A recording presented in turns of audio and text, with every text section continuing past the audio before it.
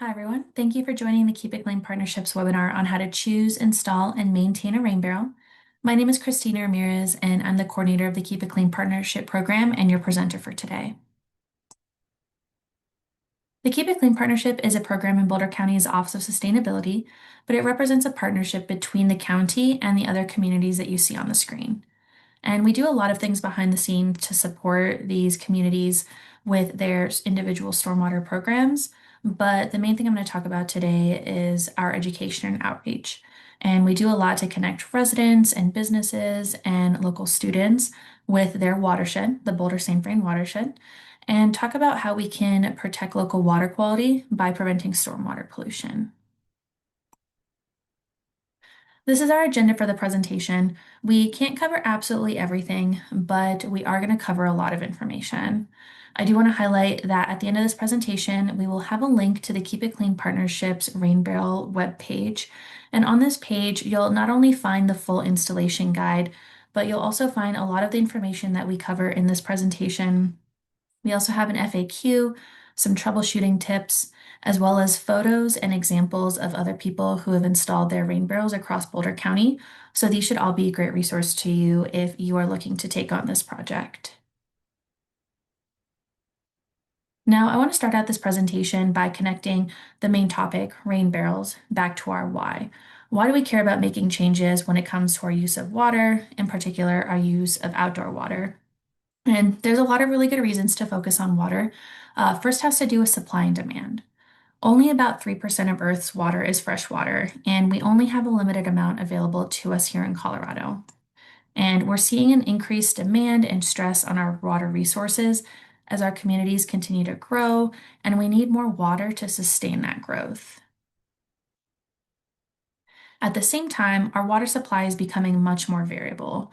We have climate change that's impacting when, where, and how often we're getting rain and snow.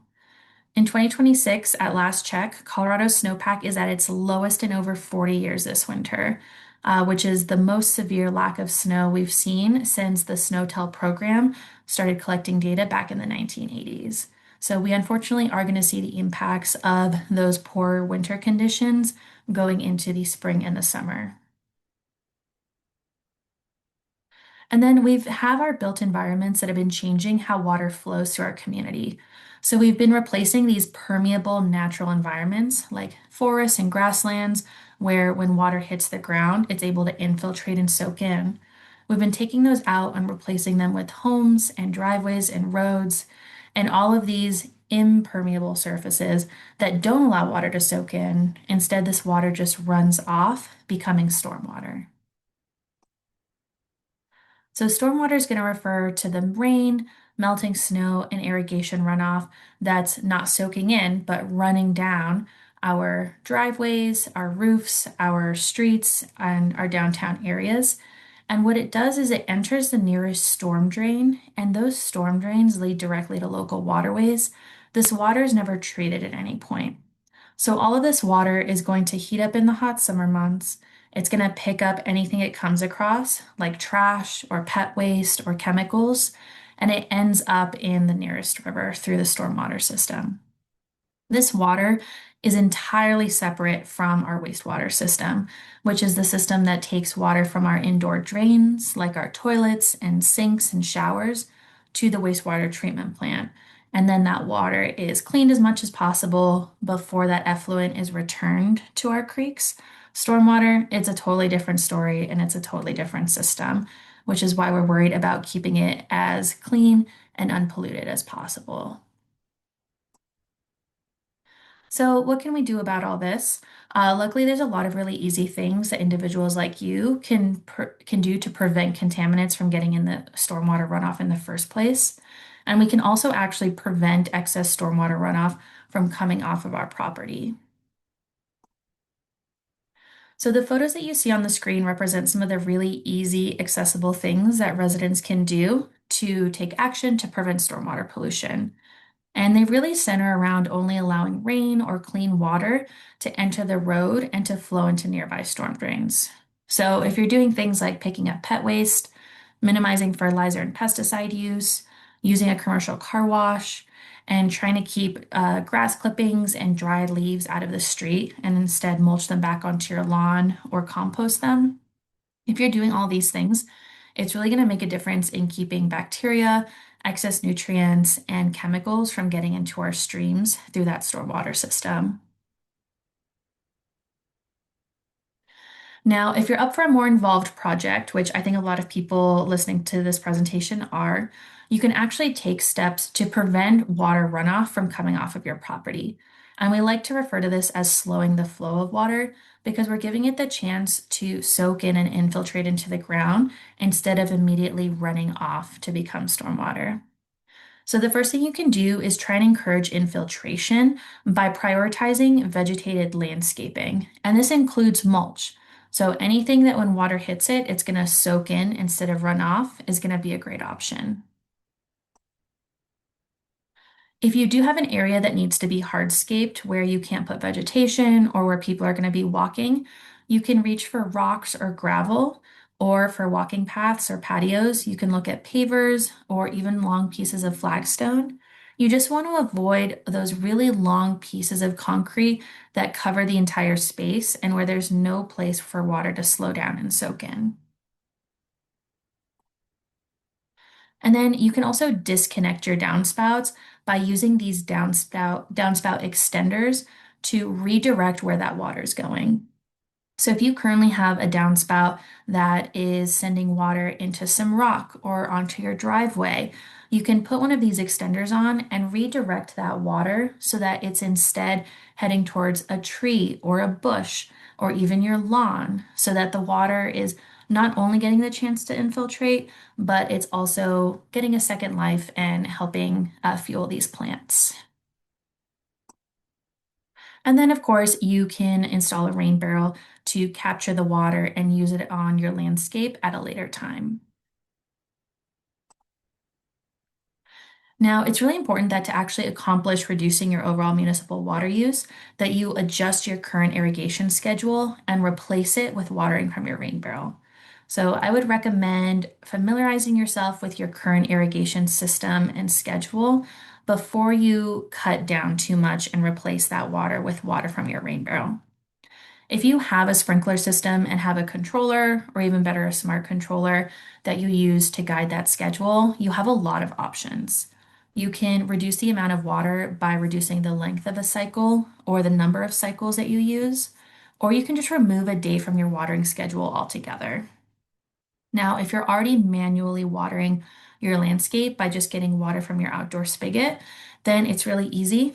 All you need to do is just reach for the water in your rain barrel first, and then once your barrel's empty, switch back to that outdoor spigot. The other option you have is if you do currently rely on your sprinkler system and your sprinklers and your drip line, then if you have a potted plant that you put out just for the summer or maybe on your front porch, you can also use your rain barrel to water that instead of connecting a drip line or relying on that outdoor spigot. Now I'm going to share some other examples from my own home on how we use the water in our rain barrel. The first is when you see the photos on the screen here, we have these wildflowers that we like to sprinkle in this area in our backyard.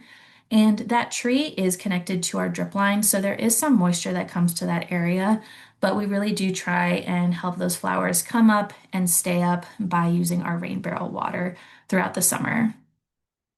The other thing I really like to highlight with rain barrels is they can actually help extend your watering season. And what I mean by that is if you currently have a sprinkler and drip line system, you know how important it is to winterize that system so you're not risking any freezing and bursting pipes. Now, with your rain barrel, you don't have those same concerns. A rain barrel still has to be winterized because it's not good for the barrel for a lot of water to sit, freeze, and expand because it could crack the barrel itself or the spigot. Um, but you do have the option of using it in the shoulder season where you're not going to have long periods of freeze time. And instead, you can take advantage of any late snowstorms or early snowstorms or late rainfalls in the fall and early winter and use that water to water any maybe new plantings or high value plantings like trees. because in Colorado, it's so dry, or it can be really dry throughout the fall and winter. And so it can be important to do some supplemental watering to even your established vegetation. And then finally, during the summer, when you have one of those weeks where it's just 90 degrees every single day, if I have water in my barrel, I do like to use that on any plants that are getting full sun. So for me, that's the front of my house where I have this nice big tree, and then some recent plantings from Resource Central's Garden in a Box program. So I recently put in a bunch of native vegetation, and it's still only in its second year or so. And so I am just making sure that they're getting really well established. So if it is really hot, instead of playing around with our smart controller and increasing the water coming through the drip line, I try and use any water in the rain barrel first to make sure they're feeling nice and hydrated. Now, to start our rain barrel conversation, I want to start with a basic overview of what rainwater harvesting is and some of the legal requirements there are related to rain barrels.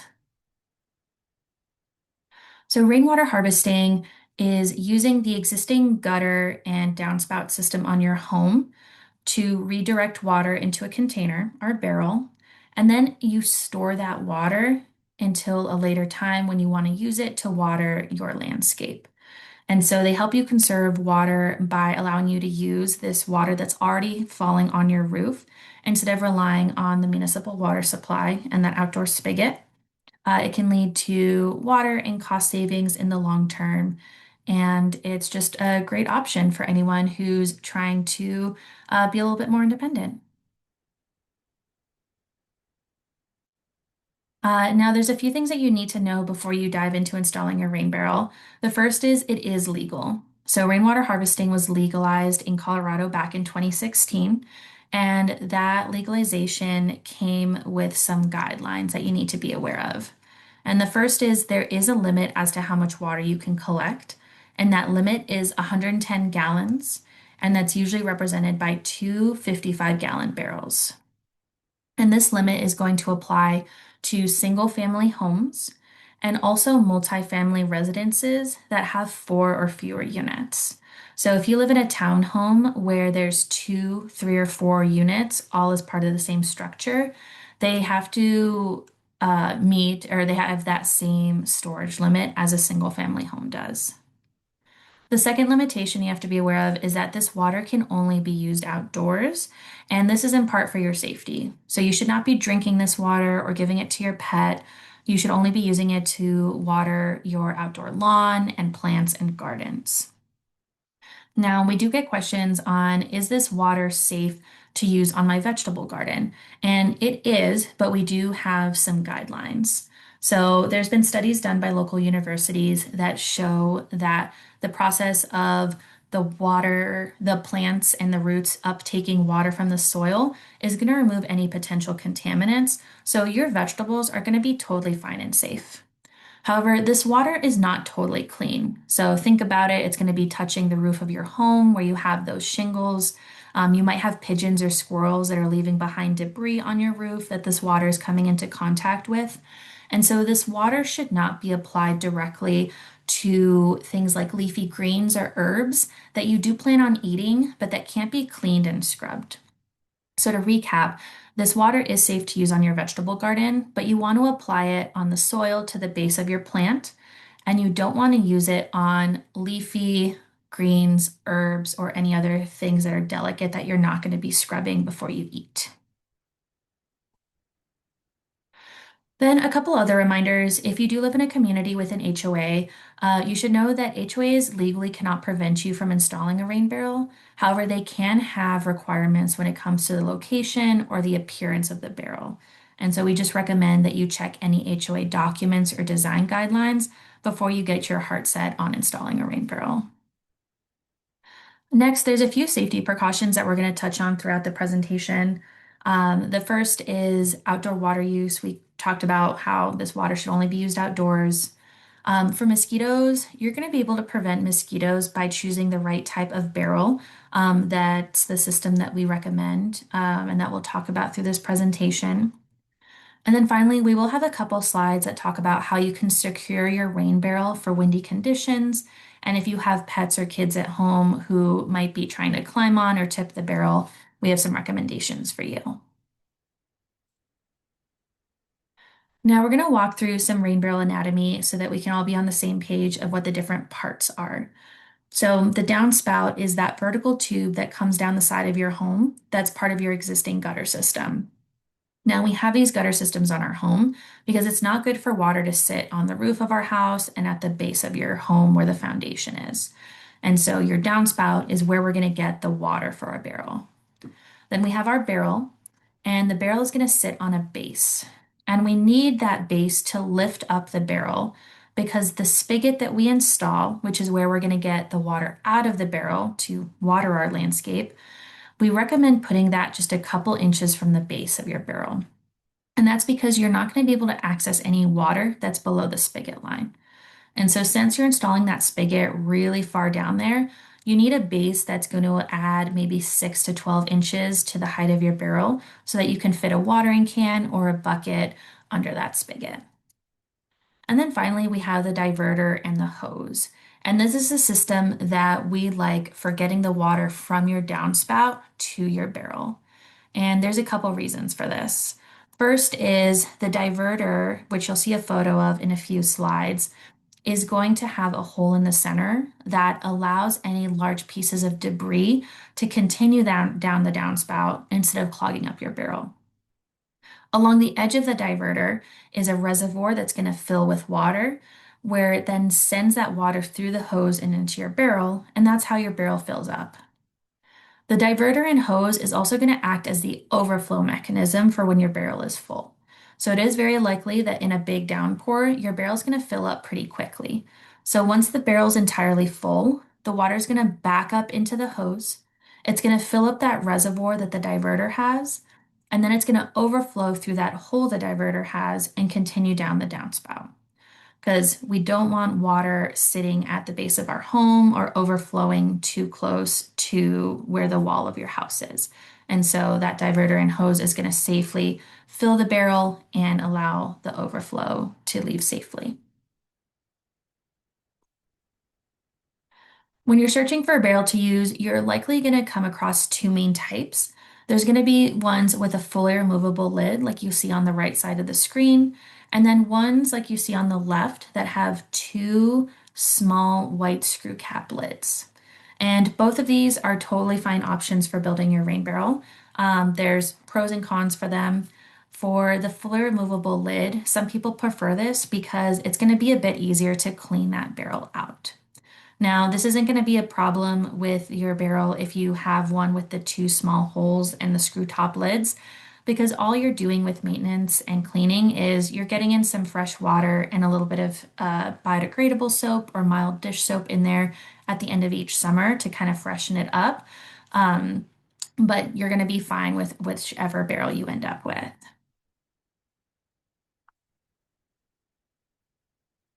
Now, when you're choosing a rain barrel, there's going to be a lot of stylish options available, especially if you're looking online and at big box stores. However, the main style that we talk about and that we promote is creating your own rain barrel using a 55-gallon barrel and an installation kit. So when you're choosing a barrel, let's say maybe you still want to look at some prefabricated options, there are some features you need to have and some that you want to avoid. And some of these are for legal reasons and the guidelines that the state has around rain barrels. And some are just tips and things to be cautious of as you're selecting the style and installation kit you're going to use. But going through these specifications is also going to reiterate why we really like this 55-gallon and installation kit setup. So first and foremost, you want a rain barrel that has a removable but sealable screw cap lid.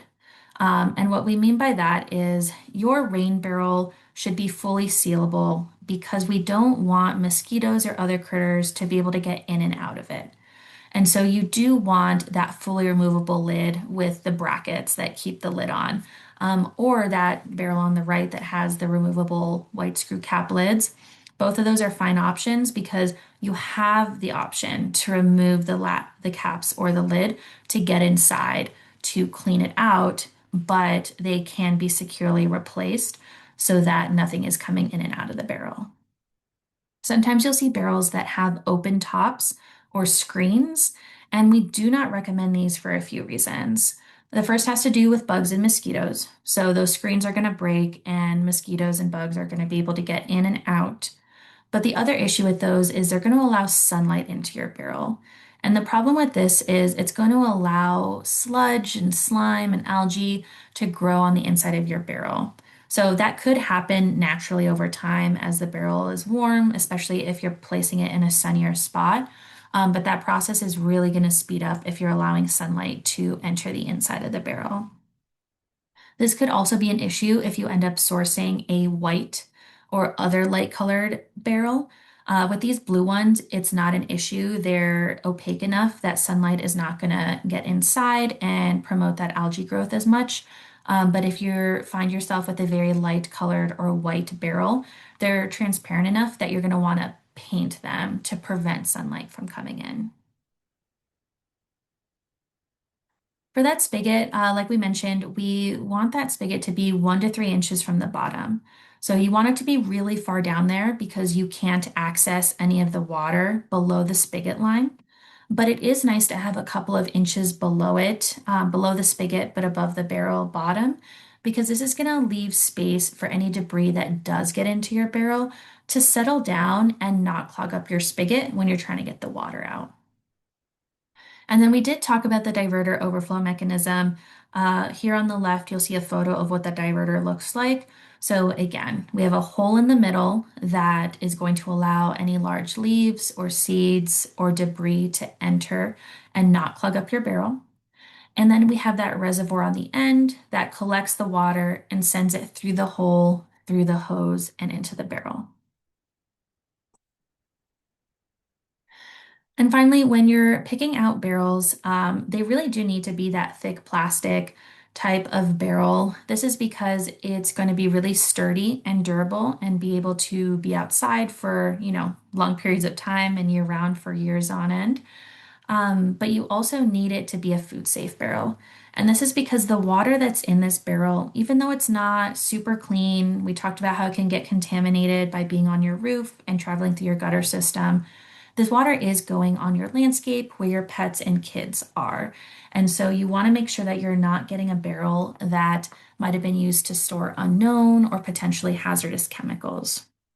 So our recommendation is to go to one of the vendors that we talk about in this presentation or have listed on our website so that you can be assured that what you're getting is a food safe barrel. The other great thing about having that thick plastic barrel is it's durable enough to sit outside, but you are able to drill the necessary holes into it to turn it into the rain barrel.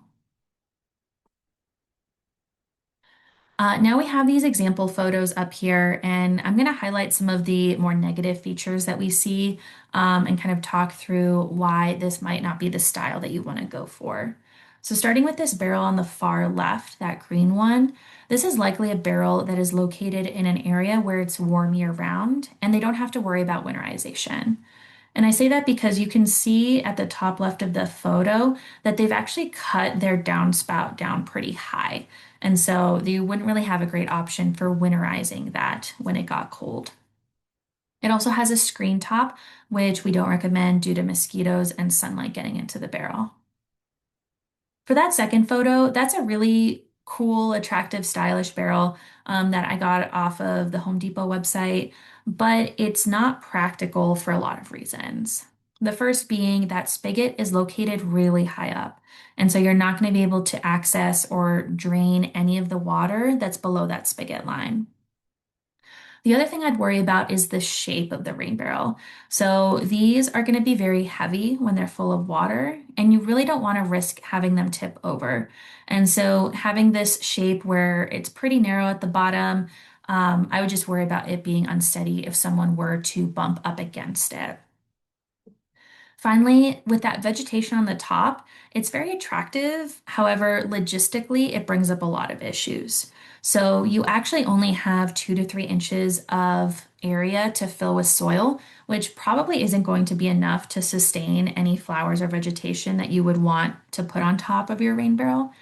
Um, and then when you need to get inside your rain barrel to clean it, you run into the issue of having to transport or transplant all of this plant, root, and soil mixture out of the way so that you can get inside to clean it. So, for all of those reasons, this is not a very practical style for the long term.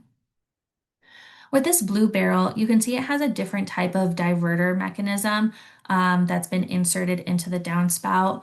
And it's not a terrible option, but I don't love how the water has to back up kind of, up and against gravity when the barrel overflows and is completely full of water. And then finally, with the barrel on the far right, I think I have a similar concern where I'm not sure where the water goes when the barrel is completely full because it looks like that downspout has been cut to go directly into the barrel. And so you would have issues with the overflow mechanism and with winterizing it when the winter time came. These are some good rain barrel examples that we want to walk through, and you've seen these photos in the presentation already, but we can see that they use the system we recommend. They have spigots that are nice and close to the bottom of the barrel. Their bases are really strong and sturdy and are on flat areas.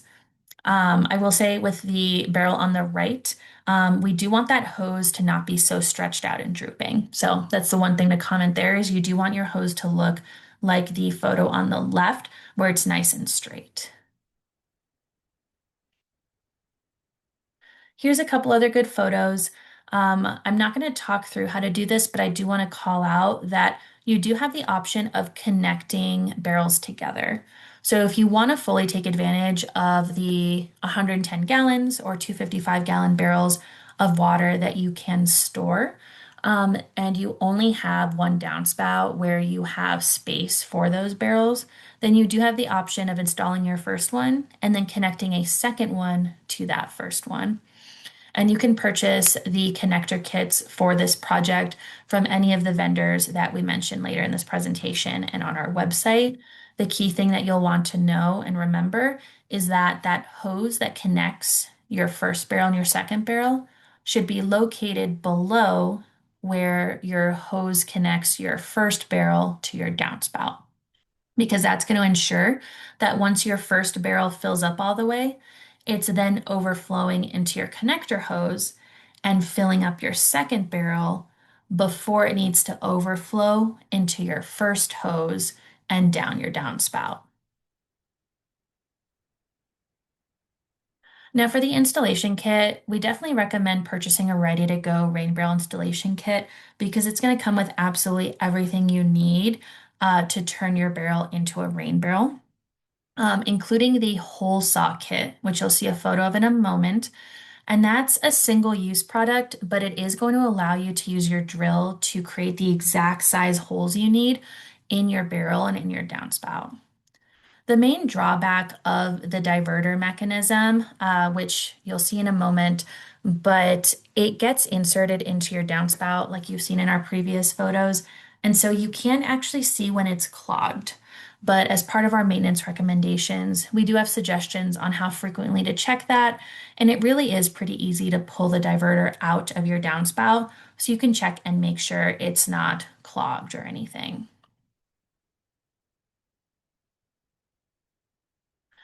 So here's a visual of the different installation kit parts, starting with the hose. So that hose is going to be able to stretch to about 1.5 feet, and that's what you're going to use to connect your barrel to your downspout. We have that hole saw kit in the bottom of the photo, and so you'll see there it comes with the attachment for your drill and then the different size hole saws to create the holes you need for the spigot and hose into your barrel and your downspout. You have the spigot, and the way that the spigot attaches to your barrel is the seal that you see over on the left actually has some threading in it. And so once you've drilled the hole for your spigot and you insert the seal, then all you need to do is screw the spigot into place and it will stay because both of the pieces have threading, and that's how it is held into place. And then finally, you have the diverter, which you can see a close-up of in the top right of the screen, which again, it has that hole to allow for debris and water overflow, and that reservoir along the edge that's capturing the water to send into your barrel. Something that's not labeled on the screen, but that you'll see directly above the diverter in the middle photo is the winterization cap. So this is a flat piece that you can use to cover the hole in your downspout over the winter time. So you don't have a big hole where you would normally have that diverter inserted. Now, these are the places that we're aware of that you can purchase your barrel and installation kits locally. Colorado Raincatcher is located up in Fort Collins, and I think you can go up and pick up your rain barrel from them, or they'll ship the rain barrel installation kit and individual pieces to you. And then Container Reclaimer is located down in Arvada right now. And so, all of these locations that sell rain barrel installation kits, it's important to note that they do, for the most part, also sell the individual parts of the kit as well. And so, what happens is if your hose gets a crack in it, or if your spigot breaks, or anything like that happens, you can actually go to those vendors and purchase the individual piece you need instead of buying the full $40 or $50 installation kit all over again. One more note on Container Reclaimer. This is very much supply based, so you have to call and see what they currently have in stock. But this is where I got my barrel several years back. And if you're interested in a barrel with a fully removable lid, I would recommend checking out their website. And what you're looking for is that open top poly barrel. So that's the one with the fully removable lid, and they will note that they have options that are food grade. And that closed top poly barrel is going to be the barrel with those two white screw caps, which is also a great option for your barrel. Now, once you have the rain barrel installation kit, the rest of the supplies list is pretty easy. It's probably going to be stuff that you have at home or can easily borrow from a friend or family member. But we did want to list a few locations where you might be able to get tools if you need them. So, Resource Central is a great organization located here in Boulder, and they have affordable used tools for sale. You can also check any big box stores near you to see if they have tool rental options. And then finally, I know the city of Longmont has a library of things. You can check your local public library. But your library might have what's called a library of things, where instead of checking out books, you can check out games or tools or other supplies.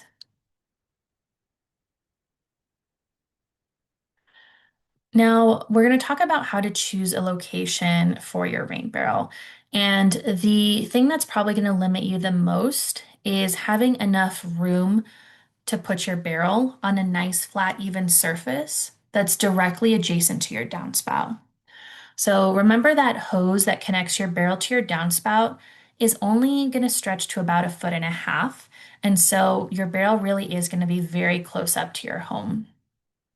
And then the barrel, those 55-gallon ones, are about 2 feet wide. And then that barrel is going to be sitting on a base that's going to be slightly larger than your barrel, most likely. So my recommendation is to look for an area that's about 3 feet by 3 feet within 6 inches from a downspout. And that area needs to be nice and level. And so that is going to be what you want to look for when you're evaluating the downspouts around your home. If you find that you have a couple of options still, I would recommend trying to prioritize getting your barrel installed close to where you're going to need or want to use the water. In my case, I only had a good spot for my barrel in my backyard, but like I mentioned earlier, my front yard gets a lot of sun. So it's always a really good workout when I try and use the water in my barrel to water my front yard and all those native plants and tree, but it was the only place I could put it. So if you have a choice, try and prioritize putting your barrel near to where you're going to use the water. And then finally, if you find that you still have multiple options to choose from, you can consider the catchment area or the amount of water that you're going to collect from that specific downspout and roof area. And the best way I can describe this is imagine you have your home and then maybe your garage is attached to your home but has a bit of a different roof area. If you were to connect your barrel to one of the downspouts coming down the garage, it's probably not going to collect as much water because the area above the garage is going to be smaller than the roof area on the main part of your home. The other thing you can do is go and look on Google Maps for an aerial view of the top of your home, and you might be able to follow the roof lines to decide which area of roof is draining to which downspout, and you might be able to estimate which area is going to give you the most water. Now, here are a few examples of where people who received rain barrels in our program in previous years have placed their barrels. Starting with the barrel on the top left or on the left side of the screen, you can see they've got a pretty sturdy base and it's located right amongst their garden beds, so it's going to be a very convenient location. One note here is their hose is stretched all the way. And to prevent drooping, they actually added a little garden stake to make sure that the hose stayed nice and level, even when water was flowing through it. Looking at that middle photo, you can see that they chose to put the barrel on the patio, which I think is a great idea because the ground looks a little uneven there. And so that's going to be a really nice, stable area for their barrel. You do want to try and minimize the number of turns and bends in your hose when you're placing your barrel. It's probably going to be, you're not going to be able to fully avoid any bends in your hose, but if you do, just try and make sure that they're kind of gentle and sloping and not too sharp. You'll also notice in the middle photo that they put the spigot facing over the grass. I think this is a great option for a couple reasons. One, I prefer when the spigot is located over a grassy or mulched area versus a patio. So that way, if there are any drips or if your bucket overflows when you're filling it, that water is going onto some grass or the ground instead of some concrete. And then I also like that it's a little bit more out of the way. So you're not going to have someone bumping into that or, kicking the bucket if you're storing the bucket under the spigot, um, if you would put the spigot over the patio. So I think that's great placement. And then finally, for the photo on the far right, you can see they had to do a couple bends, which is not a big deal. But I think I actually would have put the spigot further to the right again, just to improve access, so that they would have had a more even location to set down a watering can or a barrel so that they can set it down on the ground when they're filling it with the spigot, rather than where it is now, it kind of looks like that bucket would be over those large rocks. And this is why it's really important to finalize the location and exactly how you want your barrel oriented before you start drilling holes and completing the installation process. Next, we're going to talk about creating a base for your barrel. So once you have a very flat, even area that has enough room for your base in your barrel, you need to decide how you're going to build that base to lift the barrel up so that you have good access to the spigot. Now, there's several options. You can purchase a pre-molded, prefabricated base. You're just going to want to make sure that it fits the style barrel that you've decided to go with. You can build or purchase a wood one.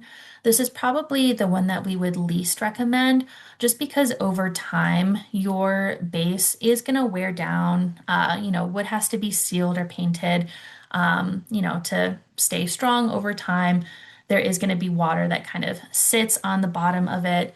And so wood is a great option if you already have those materials and have the skills to build a base, so you don't have to purchase one. And they can be very attractive, but you also want to consider the long-term durability of the materials.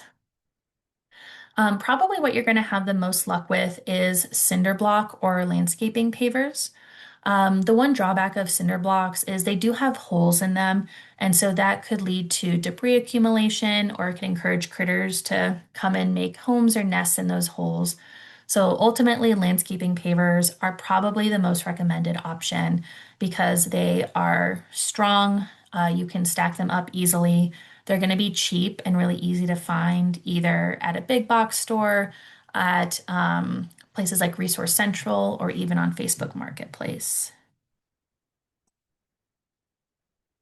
Now we have some more example photos that we're going to go through, and we can talk through the base and location comments that I have for each of these.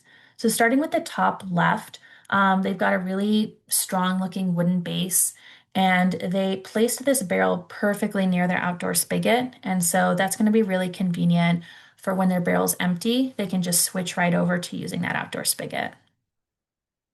For the photo on the bottom left, it looks like these folks had a lot of extra brick to use. However, if you look at the ground, it looks pretty rocky and uneven. And so I really liked this solution where they got some scalloped edging and then placed sand into that area so that they could tamp it down and create a nice, flat, even surface where they could then place all of those bricks into a nice cube shape to add the height that they needed for the spigot. So it ended up being really creative and attractive option. For the photo in the middle, I wanted to point out that they have a really nice big base and they put down these flat pavers amongst the river rock so that the legs of their base would have a nice flat area to go instead of having it kind of stumble and be uneven on the river rock. For the barrel on the top right, this is a really good location to conveniently keep this garden watered all summer long. However, I do have a couple notes on the installation. I think first, that's a very sharp bend in the hose. So I would have tried to avoid that by drilling the hole for the hose into the barrel further to the right so that that would have been a much smoother swoop of the hose rather than the sharp turn we see here. I also would have put the spigot about 90 degrees to the right for the same reasons I stated earlier. I like the idea of having the spigot over a mulched or vegetated area, and it's going to improve the walking access on that area and make sure that there's no tripping hazards over there. So again, another reason why it's really important to think through your installation process and have a vision for where you want everything to be aligned before you drill those holes. And then for the photo on the bottom right, this was a very nice shady area of the yard to place this barrel. The hose is very stretched out, and so it's possible it's going to need some sort of support if it's feeling really stretched out over time. And then you are going to notice that there's a lip along the edge of the base. And I do like that for the purpose of keeping the barrel in a nice secure area, and it's not going to easily kind of slide off the top of the base for sure. Now, I've got a couple slides on safety. And the thing that I want to highlight here is these barrels get really heavy. So the barrel that you see that we've been showing you when it's empty is going to weigh about 20 pounds. Now, when it's completely full of water, it's going to be closer to 500 pounds. And this is why we've said multiple times how important it is to have a flat, even area where your barrel is going to be able to sit very safe and comfortably. The other thing that we want to point out here is you might have kids or pets who want to climb on the barrel or might try and tip it over. And so you need to consider if you're adding a rain barrel to your home and to your yard, is it going to be safe for all of the family members who are going to be using that yard? And then with the barrel, you want to make sure that it's not tipping over and causing harm to people or surrounding property. If you have furniture in the area or a nearby fence or nearby vegetation. And then think about if your barrel is full of water. The goal is to not have a bunch of water sitting right at the base of your home. And so if 55 gallons of water were to spill right there, that could be really bad for either your home or just the area where all that water is falling. So for those reasons, we really want you to think through the securing of your barrel. And you can do this a few different ways. The two main ones that we tend to mention are using webbing or a ratchet strap to connect your barrel to the base. And you can also use things like landscaping pavers to weigh down your barrel. I did find that after just a few weeks after installing my rain barrel, that when a big wind gust came by, it actually did tip over because it was still empty. And so, if you're worried about that happening in your exposed backyard, or maybe even just over the winter when your barrel is sitting empty for a long time, you're going to want to consider weighing it down in some way or attaching it to the ground or base. And finally, we did want to touch on fire mitigation. So, we've spoken to the Wildfire Partners program at Boulder County about their thoughts on rain barrels. And their idea of having a plastic barrel filled with water right against the home was not a huge concern to them, but they did have a couple of recommendations and suggestions for us to share. The first is one of their main key messages is the importance of maintaining a 5 foot perimeter of non-combustible material around your home. And so what this means is they don't want vegetation, woody material, dried leaves, or needles to be gathering in that 5 foot perimeter near your home. So for that reason, we don't want to be storing vegetation or putting decorative potted plants on top of your barrel. And you also want to make sure that you're keeping the area behind and under your barrel clear of debris and dried vegetation. So just make sure you're keeping an eye on that and that stuff isn't building up in that area. And then finally, go ahead and use pavers or bricks as your base. Maybe don't reach for a combustible material like wood. So now that we've covered the basics of what barrel to use, where it should go, and how to make sure it's safe and secure, I'm going to walk through the installation process at a fairly high level because I do want to give you some tips to keep in mind and make sure you understand the flow of how that installation should go. But I know it's hard to really visualize the process without all the materials in front of you, so we're not going to get too detailed. Now, once you're 100% sure on the location for your barrel and what base you're going to use, and you have that base present, that's when you can start doing the installation process. So, the first hole you're going to drill is the hole for your spigot. And unless you have some sort of elaborate decoration to consider, this can really go anywhere around your barrel as long as it's 1 to 3 inches from the bottom. And you are going to want to include or put in the gasket and the seal for that spigot. Put it in right away when the plastic is still warm, because otherwise it's going to be a little tricky to get in, and you might have to use some liquid soap to get it all the way in. The next thing I want you to do is take a look at that bottom right photo, and I want you to place your barrel with its spigot on the base and start to think through where the rest of the holes are going to be drilled. So at this stage, we're considering which direction do I want the spigot to face? Do I want it to face the mulch or the patio? As I've said before, I like how it's oriented now, where the spigot is over the mulch. And then I'm going to decide where I want to drill the hole for the hose into the barrel. Probably somewhere directly above the spigot, and maybe a little bit to the left, right along the top of the barrel is where I would put that so that there isn't too strong of a bend in that hose. Once you've marked that with a marker, you can go ahead and sit back on the barrel, which is the best way to drill these holes and get that steadiness, and drill the hole for your hose.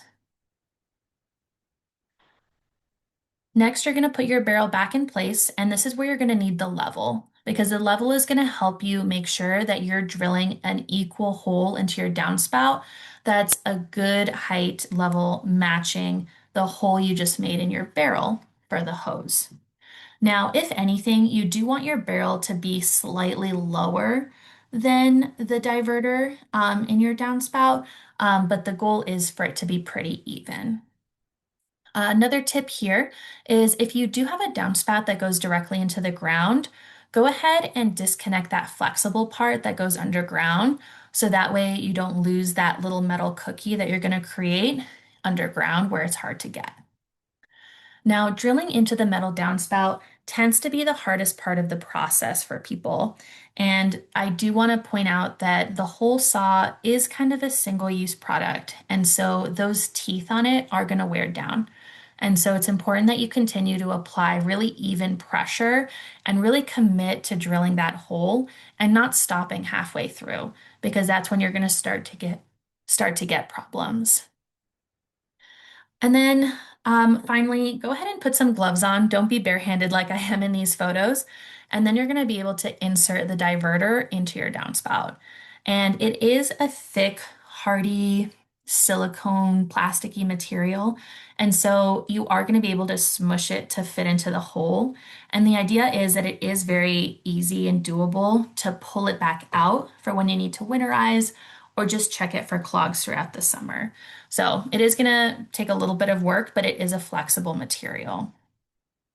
Something that I didn't mention earlier that I want to point out now is most of these installation kits are going to come with a diverter that is sized for a 2-inch by 3-inch downspout, which is the more common downspout size.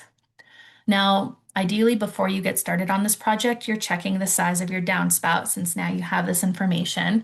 But if you get to this point and you realize that you actually have a larger downspout size, that's not an issue because they actually make diverters that are designed and sized for 3-inch by 4-inch downspouts. What's really important here is in the installation guide on our website, we really clearly say that you should always be drilling into the 3-inch side of your downspout. So if you did start this process and you drilled into the 3-inch side and you realize, actually, this is a 3-inch by 4-inch downspout, you're still fine because diverter all that's different about that diverter that is meant for the 3-inch by 4-inch larger downspout is it's a longer rectangle. And so you can still insert it on that 3-inch side, and then it's just going to go all the way to the back and help you collect more water. If you decide you just want to use this smaller diverter, you can absolutely do that too.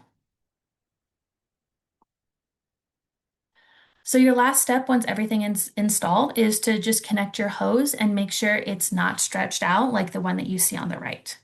You will see that there is a bit of a slope here where the barrel is a little bit lower than the downspout. I have not ever had issues with water going into my barrel or flowing back out of it, so it's okay if you have a bit of a slope. You do want to avoid having a really dramatic one though. All right, in this last section, we're going to discuss how to take care of your rain barrel once it's installed. They're not very high maintenance, but similar to an irrigation system, a garden, or anything else in your home, there are a few things that you need to do annually to keep it clean and functioning well. So the first thing that we'll talk about is mosquitoes. Now, with the system we suggest that's fully enclosed, you don't have to worry about mosquitoes or other critters getting in and breeding in the water that's inside of your barrel. However, I do find that water can end up sitting on the top of your barrel on your lid.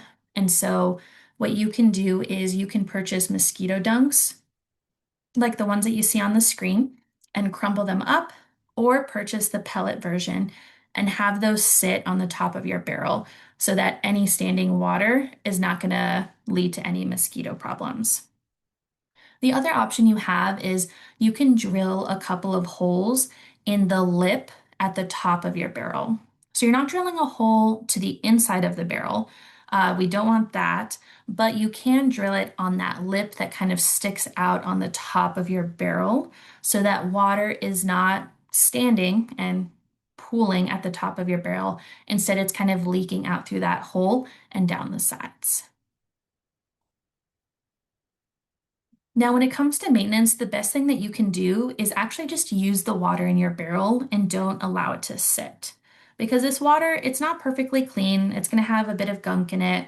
And if you allow it to sit, that's when you're going to see slime and algae start to grow on the inside of your barrel. So if you're going to leave for vacation, what you can do is just disconnect the hose from your diverter. If it's just going to be for a couple weeks, you can just pull it out, cover the holes with some duct tape if you want to, but just keep the barrel empty and don't let it fill up while you're gone if there isn't going to be anyone around to use the water. And then in the spring, when you're getting your home ready and your garden ready, go ahead and clean out your gutters before you connect your barrel. This is going to make sure that anything that has built up in your gutters over the winter isn't just immediately clogging that diverter or making its way into your barrel.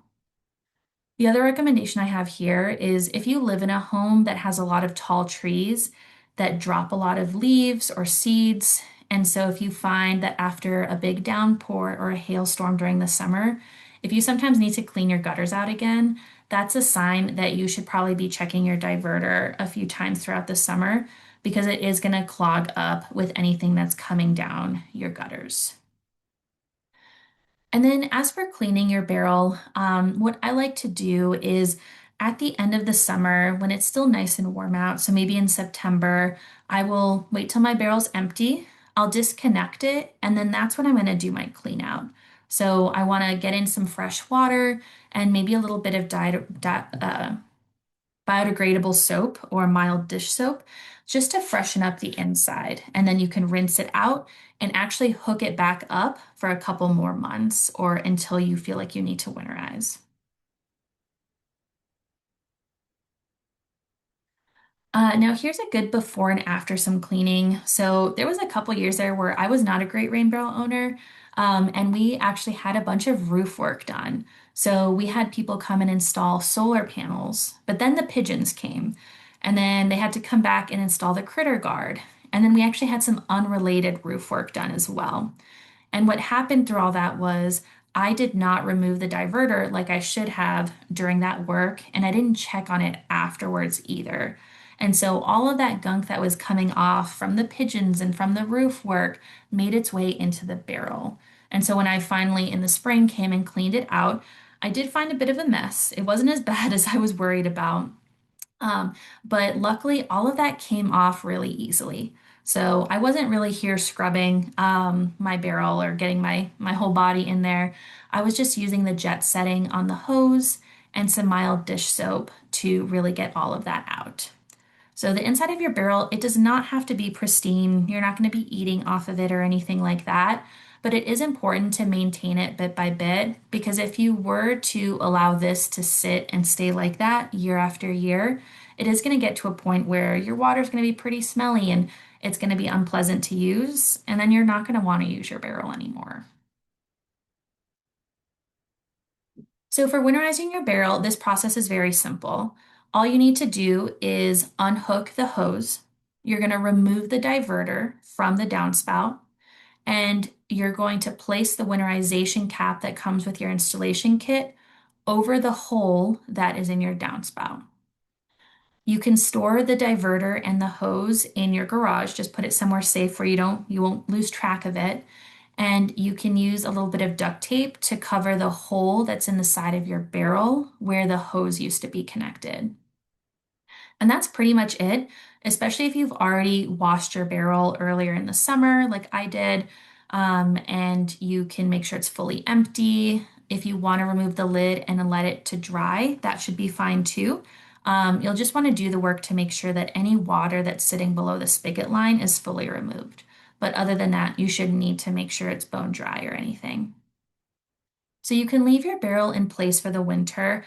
I just have a couple suggestions here. The first is I would actually suggest covering your barrel or storing it upside down because especially if you have the barrel with the two white screw cap lids on the top, those are not fully watertight. And so if you have a lot of rain or a lot of snowfall and melting, it could sit in your barrel and then soak in through those caps.